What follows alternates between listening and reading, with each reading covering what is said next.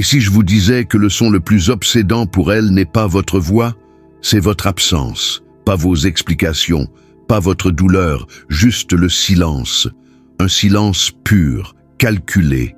Le genre de silence qui ne vient pas de la faiblesse, mais d'une force absolue. Vous pensez qu'elle reviendra si vous expliquez une fois de plus, si vous lui envoyez un message une fois de plus, si vous épanchez votre cœur une fois de plus. Non, cela ne fait que nourrir son ego. Cela ne fait que confirmer ce qu'elle suspecte déjà, qu'elle peut partir et que vous resterez là à attendre. Mais si vous ne le faisiez pas, et si vous disparaissiez de son monde comme si elle n'avait jamais existé, et si vous cessiez de courir après, cessiez de réagir et cessiez de gaspiller votre énergie dans un vide qui ne rendait jamais rien, c'est là que ça change. C'est là que la dynamique s'inverse, parce que dans ce silence, elle entend tout. Chaque écho de ce qu'elle a perdu, chaque battement de l'attention qu'elle tenait autrefois pour acquise, chaque rappel que vous ne vous souciez plus. Vous avez cessé de supplier, vous avez cessé d'expliquer, et c'est là que l'obsession commence pour elle, pas pour vous. La vérité ? La douleur n'a jamais été votre ennemi, elle était votre renaissance. Elle vous a fissuré, a brûlé vos illusions en cendres, et maintenant vous vous élevez plus froid, plus intelligent, plus dangereux. Le stoïcisme n'est pas l'engourdissement, c'est le contrôle.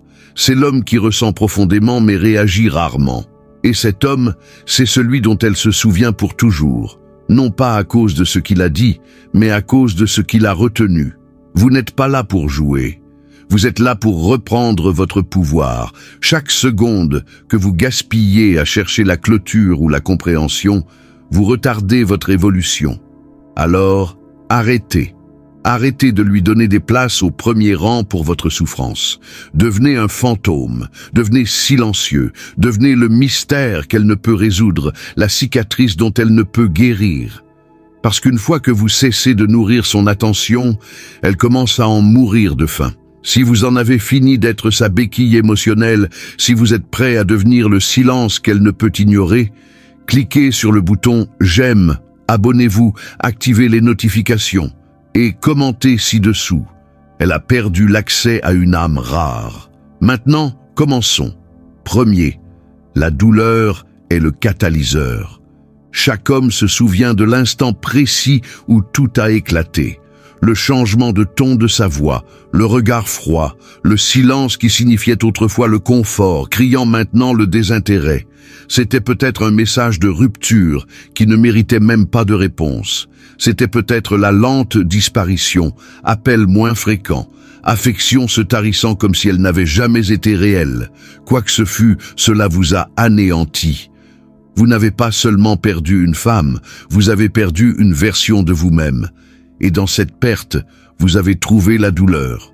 Une douleur réelle, brute. Celle qui vous empêche de dormir la nuit, celle qui vous fait tout remettre en question. Elle, vous-même, votre valeur. Cette douleur, ce n'est pas une punition, c'est le début. La plupart des hommes essaient d'échapper à ce sentiment. Ils se jettent à corps perdu dans des distractions. Nouvelle femme, défilement sans fin, habitudes anesthésiantes, tout sauf affronter le vide qu'elle a laissé. Mais ce vide, c'est là que la transformation commence, parce que la douleur est pression, et la pression crée soit l'effondrement, soit les diamants. Le stoïcisme enseigne ceci. Rien d'extérieur ne devrait contrôler la paix intérieure, ni sa présence, ni son absence, ni même sa trahison. La douleur est information, la douleur est un messager. Et si vous êtes assez courageux pour vous asseoir avec elle au lieu de la noyer, vous comprendrez ce qu'elle essaie de vous montrer. Elle ne vous a pas détruit, elle vous a exposé. Exposez vos illusions, vos angles morts, votre dépendance affective, le faux sentiment de contrôle que vous croyiez avoir. Vous voyez, le chagrin d'amour n'est pas une erreur dans le système, c'est le système. C'est la vie qui vous secoue pour vous réveiller, parce que l'homme que vous étiez quand elle est partie. Cet homme ne pouvait pas gérer ce qui allait suivre. Alors, l'univers l'a brûlé pour que quelqu'un de plus fort puisse se lever à sa place. Vous ne devenez pas intouchable en évitant la douleur. Vous devenez intouchable en l'affrontant, en l'absorbant. et en faisant votre avantage. Elle pensait que vous vous effondreriez. Elle pensait vous avoir brisé, mais elle ne vous a donné que le matériau dont vous aviez besoin pour évoluer. Et vous le ferez, pas pour la récupérer, pas pour prouver quoi que ce soit, mais parce que l'homme que vous devenez est trop puissant pour rester brisé. Numéro 2. Le pouvoir du silence complet. La chose la plus puissante que vous puissiez faire après qu'elle soit partie est rien. Pas de poursuite, pas d'explication, pas de message. Tu me manques, à 2 heures du matin. Juste le silence. Un vrai silence, celui qui résonne, celui qui la force à s'asseoir avec ses choix. La plupart des hommes ne comprennent pas cela. Ils pensent que s'ils disent la bonne chose, elle reviendra. S'ils s'ouvrent une fois de plus, elle finira par comprendre. Non, chaque mot que vous envoyez après qu'elle s'est déjà déconnectée vous rend plus petit, la fait se sentir plus puissante. Elle n'a pas besoin d'un autre message. Elle a besoin de distance. Une distance froide, assourdissante. Vous pensez que le silence est passif? Il ne l'est pas. C'est de la pression. Une pression émotionnelle qui augmente chaque jour où vous ne prenez pas contact, chaque heure où vous ne validez pas son ego. Vous voyez, la plupart des femmes s'attendent à ce que vous reveniez. Elles s'attendent aux excuses, à la rupture émotionnelle, aux longs paragraphes. Quand vous ne leur donnez rien de tout cela, quand vous disparaissez sans drame, vous inversez le scénario. Soudain, elle doit se demander, pourquoi n'a-t-il pas appelé? Pourquoi est-il si calme? A-t-il cessé de s'en soucier si vite? Cette boucle mentale devient le début du regret. Mais le silence ne concerne pas seulement elle, il s'agit de vous qui reprenez le contrôle. Chaque message que vous n'envoyez pas est une répétition à la salle de sport émotionnelle. Chaque impulsion que vous ignorez renforce la discipline. Le silence, c'est vous qui vous remettez aux commandes. Il dit « Je ne suis pas disponible pour les gens qui me traitent comme une option ». Il dit « J'ai cessé d'expliquer ma valeur. Si vous ne pouviez pas la voir, c'est votre perte. Quand vous cessez de nourrir son attention, vous commencez à nourrir votre propre pouvoir. Et peut-être qu'elle ne reviendra pas? Tant mieux. Ce n'est pas le but. Le but est de devenir l'homme qui n'a jamais eu à supplier en premier lieu. L'homme trop ancré, trop concentré, trop rare pour courir après des fantômes. Parce qu'à la seconde où vous devenez vraiment silencieux, elle le ressent. Et plus ce silence devient fort, plus il l'obsède. Numéro 3. Affamez-la de votre attention. L'attention est une monnaie. Et chaque fois que vous lui donniez la vôtre, elle la dépensait négligemment, imprudemment, comme si elle était illimitée. Et pendant un temps, elle l'était. Vous étiez là, vous écoutiez, vous donniez, vous couriez après, vous étiez toujours disponible. Elle n'a jamais eu à se demander, jamais eu à attendre. Et c'est exactement pourquoi elle a cessé de la valoriser. Parce que ce qui est toujours disponible n'est jamais rare, et ce qui n'est jamais rare n'est jamais respecté. Alors maintenant, vous l'affamez, non par dépit, mais par respect de vous-même. Comprenez ceci, votre attention est la chose la plus précieuse que vous possédez. C'est votre concentration, votre temps, votre énergie. C'est avec cela que vous construisez votre empire. Et lorsque vous donnez cette énergie à quelqu'un qui ne la réciproque pas, vous volez votre avenir pour le confort du passé. L'affamer de votre attention ne signifie pas agir froidement. Cela signifie agir de manière calculée. Vous arrêtez de regarder ses stories. Vous arrêtez de liker ses publications. Vous arrêtez de consulter sa page comme si elle détenait les réponses à votre douleur. Vous vous déconnectez, vous disparaissez, non pas parce que vous vous cachez, mais parce que vous vous êtes souvenu de qui vous êtes. Quand vous coupez l'approvisionnement, elle le ressent, parce que les femmes savent quand l'attention meurt. Quand les projecteurs s'éteignent, le silence hurle. Et plus il devient fort, plus elle commence à rejouer les moments. Pas les disputes, pas la rupture, mais l'absence, le manque de validation, le retrait des ressources émotionnelles qu'elle tenait autrefois pour acquises. Maintenant, elle se demande, pourquoi ne me regarde-t-il plus? Qui a son attention maintenant? Est-il passé à autre chose? Cette curiosité engendre le malaise, et le malaise engendre le regret. Mais rien de tout cela n'est plus votre objectif. Vous ne jouez pas. Vous protégez votre énergie. Parce que cette attention, elle appartient maintenant à votre croissance, à vos objectifs, à votre discipline. Vous avez coupé la ligne d'approvisionnement émotionnel à son ego et vous la redirigez vers vous-même. Ce n'est pas de la manipulation, c'est du pouvoir. Et le moment où elle réalise qu'elle ne peut plus se nourrir de votre attention est le moment où elle commence à en mourir de faim. Numéro 4. Le détachement émotionnel et la domination. Vous ne gagnez pas en l'aimant plus fort. Vous gagnez en vous recentrant sur vous-même plus qu'elle. Le détachement émotionnel ne signifie pas que vous n'avez jamais aimé. Cela signifie que vous avez cessé de donner vos émotions à quelqu'un qui les a mal gérées. À l'instant où vous arrêtez de réagir, vraiment d'arrêter de réagir, vous renversez toute la dynamique. Parce que maintenant, elle ne peut pas vous prédire, elle ne peut pas vous manipuler et elle ne peut pas se nourrir du drame dont elle se servait pour vous contrôler. C'est à cela que ressemble la vraie domination. Pas la rage, pas la vengeance, mais la retenue. Vous voyez, la plupart des gens sont accros aux réactions. Ils désirent ardemment les hauts et les bas émotionnels, parce que cela leur dit qu'ils ont toujours du pouvoir sur vous. Mais l'homme stoïque est différent. Il ne bronche pas, il n'explose pas, il ne court pas après. Il ressent tout, mais ne répond à rien à moins que cela ne mérite son énergie. C'est ce qui sépare les garçons des hommes. Et c'est ce qui l'obsède plus que tout. Réaliser que l'homme qui donnait autrefois tout est devenu émotionnellement froid. Vous pourriez penser qu'être détaché vous rend sans cœur. Non, cela vous rend formidable. Vous ressentez toujours la douleur. Vous vous souvenez toujours des bons moments. Mais vous avez mis tout cela à sa place. Vous ne prenez plus de décisions basées sur l'espoir, la solitude ou la nostalgie. Vous prenez des décisions basées sur la logique, la discipline et le respect de soi. Vous l'avez mise là où elle appartient, dans le passé. Pas avec de la haine, pas avec de l'amertume, juste de la distance. Une distance froide, nette. Elle pourrait essayer de vous provoquer. Elle pourrait vous tester, elle pourrait prendre contact juste pour voir si la laisse lui convient toujours. Mais maintenant, vous ne mordez pas, vous ne changez pas de comportement, vous ne lui donnez pas ce qu'elle attend. Et cela la rend folle, parce que vous êtes devenu illisible, inébranlable, inaccessible. C'est la domination émotionnelle. C'est le genre de pouvoir que personne ne peut vous enlever, parce que vous n'avez pas besoin d'eux pour le détenir. Vous le détenez vous-même. Numéro 5.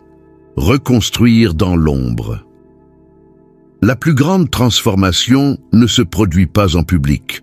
Elle se produit en silence, dans la solitude, dans l'ombre. Après le chagrin d'amour, la plupart des hommes cherchent la visibilité. Ils publient plus. Ils essaient d'avoir l'air indifférents. Ils veulent qu'elle voie à quel point ils vont bien. Mais c'est de l'ego, pas de la croissance. La vraie reconstruction se fait sous le radar. Pas de validation, pas d'annonce. Juste la routine quotidienne pour devenir intouchable. Parce que lorsque vous reconstruisez en silence, vous ne la surprenez pas seulement. Vous vous réinventez pour vous, pas pour elle. Disparaître n'est pas une faiblesse, c'est une stratégie. Le monde n'a pas besoin d'être témoin de votre évolution. Elle n'a pas besoin de regarder votre transformation en temps réel. Laissez-la se demander. Laissez-la s'asseoir en silence, consulter votre page et ne rien trouver. Pas d'indices, pas de signaux, pas de clôture, juste le vide. Pendant ce temps, vous êtes à la salle de sport, vous lisez, vous apprenez des compétences, vous amassez de l'argent, vous guérissez tranquillement, impitoyablement, et chaque jour où vous restez silencieux, vous vous aiguisez. Elle ne peut pas mesurer ce qu'elle ne peut pas voir. Et ce mystère, c'est ce qui l'obsède plus que n'importe quel message. Vous voyez, lorsque vous disparaissez, elle s'attend à ce que vous reveniez le même, toujours émotionnel, toujours réactif, essayant toujours de prouver quelque chose. Mais vous ne le faites pas. Vous revenez plus froid, plus calme, meilleure. Vous ne la voulez même plus. Et c'est ce qui la brise, parce qu'elle croyait pouvoir mettre votre vie en pause. Elle croyait être l'histoire, mais elle n'était qu'un chapitre. Et maintenant, vous écrivez un tout nouveau livre sans son nom dedans. Reconstruire dans l'ombre ne concerne pas seulement la vengeance. Il s'agit de la renaissance. Il s'agit de se débarrasser de l'ancienne peau, de tuer les anciennes habitudes et de devenir la version de vous qui n'aura plus jamais à supplier. La version de vous qui commande la présence sans bruit. Alors, laissez-la rester dans le dernier souvenir qu'elle a de vous pendant que vous évoluez en quelqu'un qu'elle ne reconnaîtra jamais et auquel elle n'aura plus jamais accès. Numéro 6. L'attirance ne se court pas après, elle se magnétise. On vous a menti. On vous a dit que si vous l'aimiez plus fort, lui montriez plus, donniez tout, elle resterait. Non. Ce genre d'amour n'attire pas, il repousse. Pourquoi ? Parce que ce qui est donné gratuitement à quelqu'un qui ne l'a pas gagné perd toute valeur. La vraie attirance n'est pas créée par la poursuite, elle est créée par la présence, par la maîtrise de soi, par un homme qui n'a besoin de l'attention de personne pour se sentir complet. C'est ce qui magnétise, pas la poursuite, mais l'attraction. Lorsque vous cessez de courir après elle, quelque chose d'inattendu se produit. Elle commence à ressentir l'absence. Et quand elle vous voit calme, concentré, indifférent, elle commence à ressentir de la curiosité, puis de la confusion, puis du malaise. Parce que l'attirance ne réside pas dans le confort, elle réside dans l'incertitude.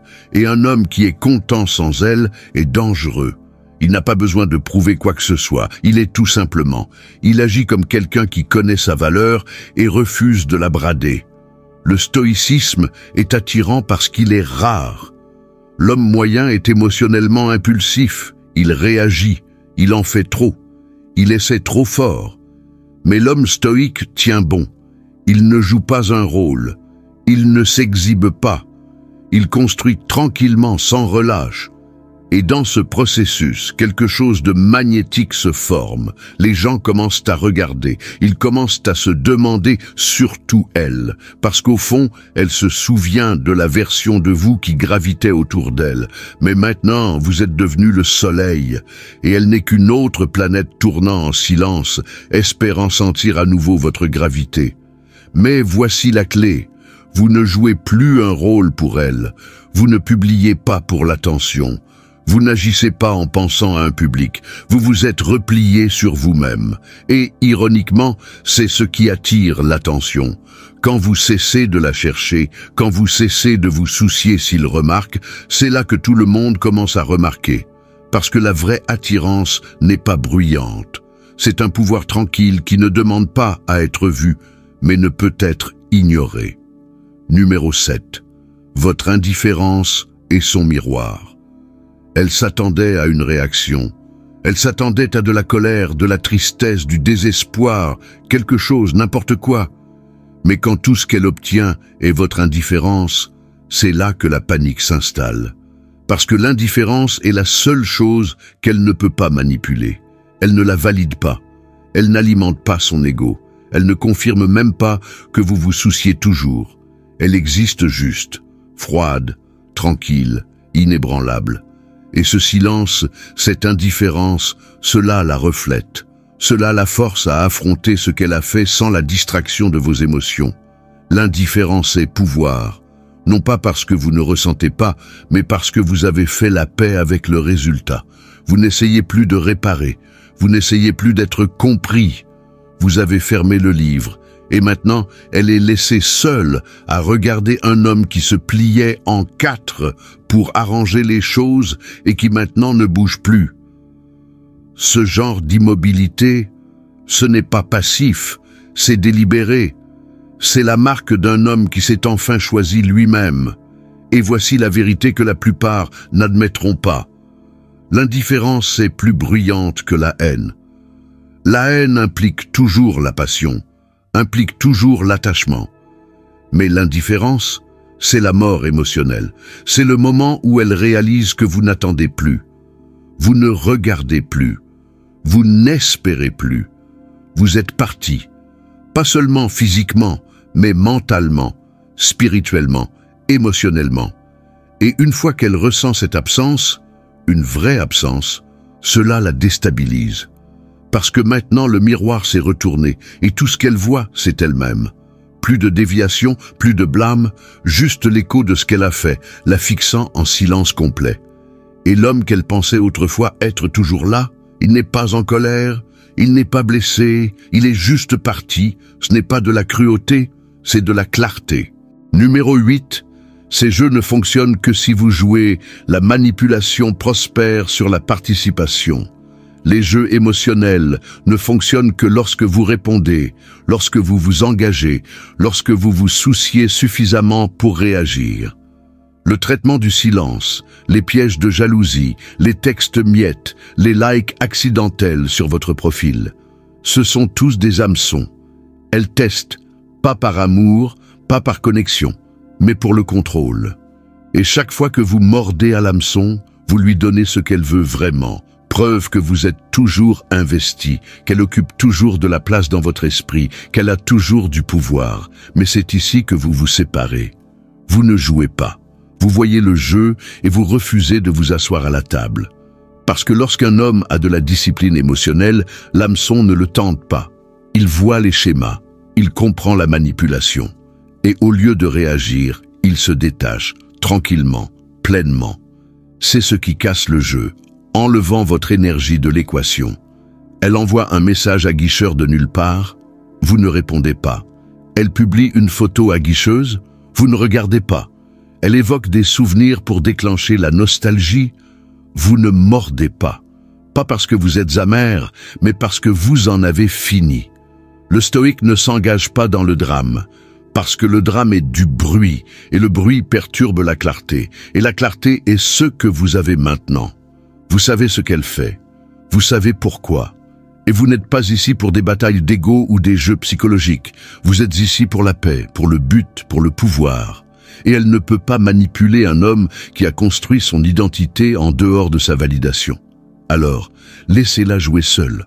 Laissez-la se demander pourquoi plus rien ne fonctionne sur vous, pourquoi les anciens boutons n'appuient pas, pourquoi les vieux trucs tombent à plat. Cette frustration qu'elle ressent, cette confusion, c'est votre silence qui fait son travail. Parce que lorsque vous vous retirez entièrement du jeu, le joueur n'a pas d'adversaire, juste un miroir. Et ce miroir, il est impitoyable. Si ce message vous a touché, cliquez sur le bouton « J'aime ». Abonnez-vous pour plus et activez les notifications pour ne jamais manquer nos prochaines vérités difficiles.